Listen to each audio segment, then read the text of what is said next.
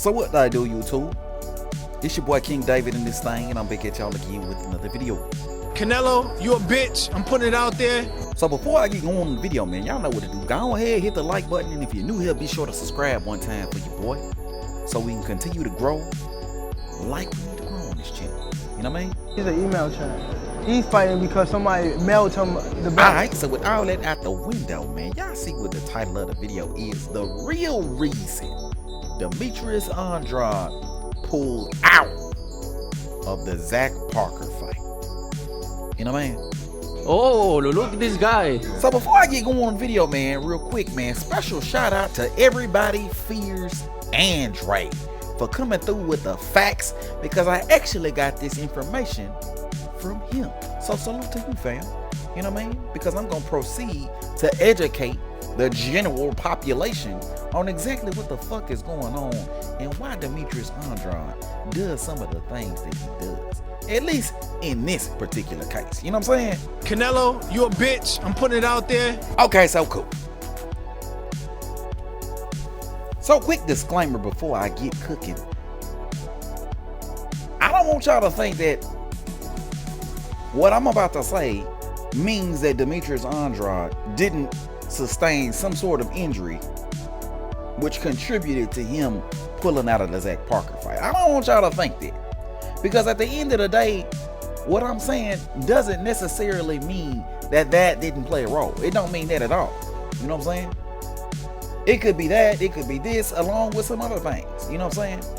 What it is it's just that, in my opinion, what I'm about to tell y'all is the major contributor as to why Demetrius Andrade decided to pull out of that Zach Parker fight the first time, because we know that they're now in negotiations once again. Nevertheless, I digress. So the best way to go over this news is to talk about a tweet that came out from Michael Benson, a known boxing reporter, and I'm gonna go ahead and read it with you, and then I'm gonna give you my thoughts on the ins and the outs of the situation. So Michael Benson reports the WBO's Gustavo Oliveira has now revealed that the WBO sanctioned the Canelo Alvarez versus Caleb Plant undisputed fight last November as a mandatory defense for Canelo Alvarez, meaning he does not have to make another mandatory defense versus Zach Parker for 18 months after that. So this is what Michael Benson is reporting, right? And one of the main things I need y'all to pay attention to is the date that this tweet was released, right? This tweet was released May 24th, 2022. If you recall correctly, Demetrius Andrade versus Zach Parker was scheduled to take place May 21st, 2022, right? But hold on a second. The WBO's making this announcement days before or shortly before Andrade is set or scheduled to take on Zach Parker for the mandatory spot that would allow him to challenge Canelo Alvarez. But then also, I need y'all to take into consideration the fact that Caleb Plant versus Canelo Alvarez took place November 6th, 2021.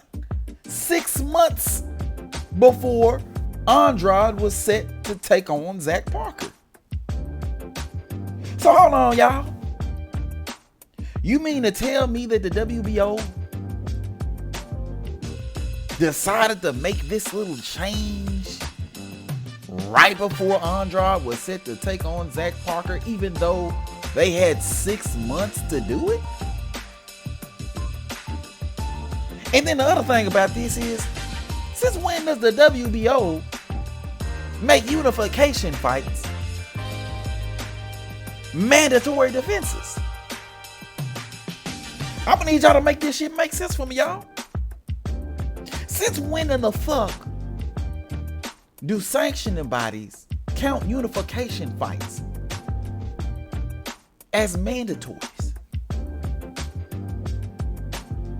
It's one thing to say that unification takes precedence over mandatory, but it's a completely different thing for a unification fight to become a mandatory.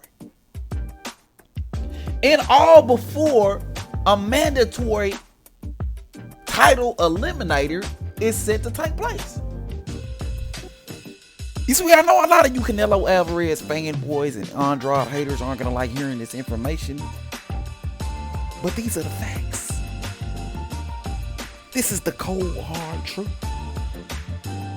A lot of you niggas don't like dealing with the truth. A lot of you niggas don't like dealing with facts. You don't like it. I really feel like some of you dudes are allergic to facts. I really feel like some of you dudes, when you hear facts, you break out in the hives and your eyes swell up and your throat gets thick. I really feel like some of you dudes are really allergic to facts because you choose to ignore important details like this. Also, you can go on with your bullshit narratives. Also, you can continue to say that Canelo Alvarez is the best fighter since sliced bread. Also, you can continue to say that Andrade fights with nobody, right?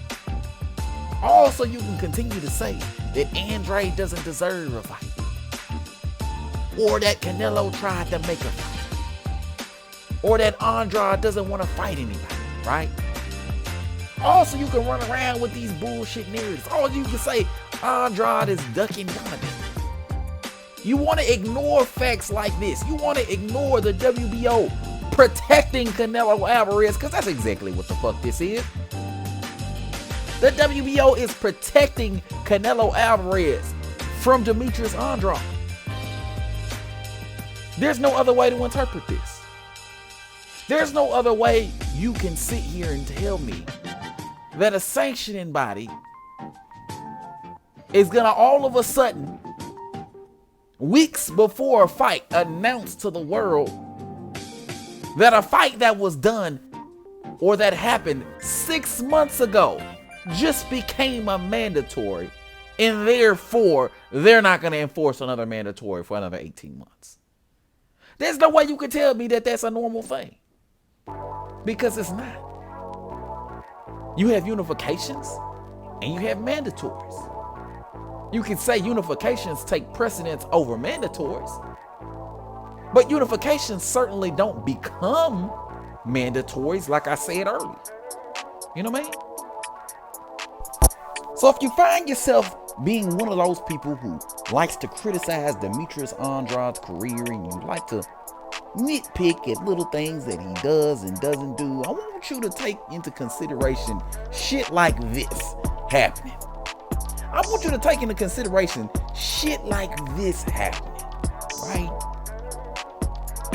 Shit like you're getting ready to fight in an elimination bout, only to find out that when you win, you ain't gonna be able to fight the champion for another 18 months when you're 34 years old.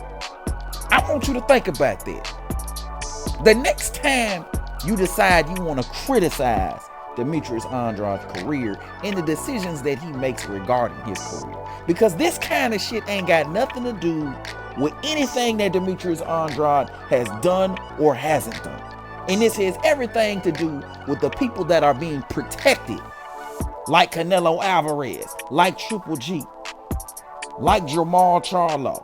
This has everything to do with dude being protected and absolutely nothing to do with Demetrius Andrade. But I'm sure by now y'all get the point, right? Andrade pulled out of the fight because the Canelo fight that he's been looking for the last 7 years was snatched from under his nose, right? So Andrade didn't cry about it. What did he do? He kept his belt, he stayed at 160, and he tried to see if he could get any fights at that weight division that were meaningful for his career, right? That's why you saw him call out Chris Eubank.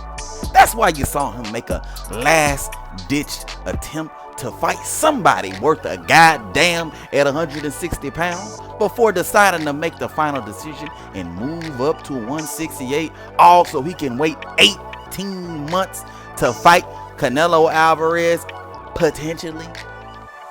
Because we know, if we know Canelo Alvarez like we think we know Canelo Alvarez, there's a good goddamn chance he vacates that belt, right? and maybe an opportunity to see some of those 168 pounders with a name, like a David Benavidez and a Caleb Plant and a David Morrell. You know what I'm saying?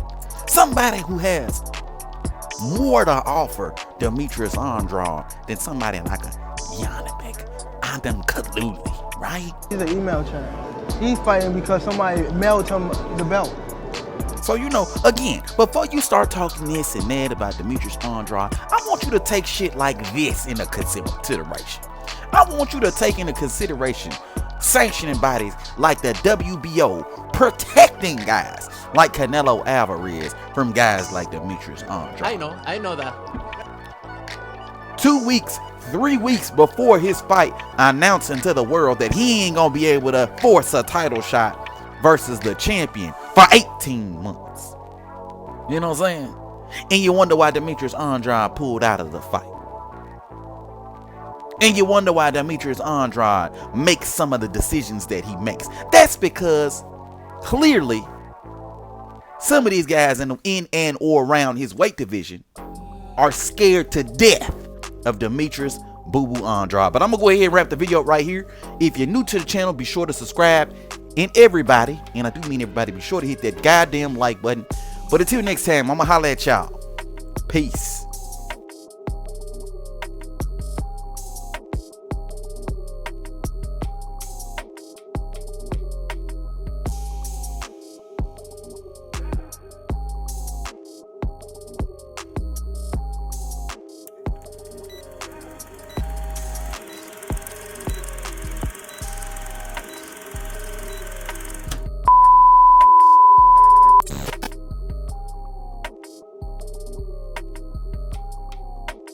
He called me a horrible fighter, but he just got beat by like a basic foundation.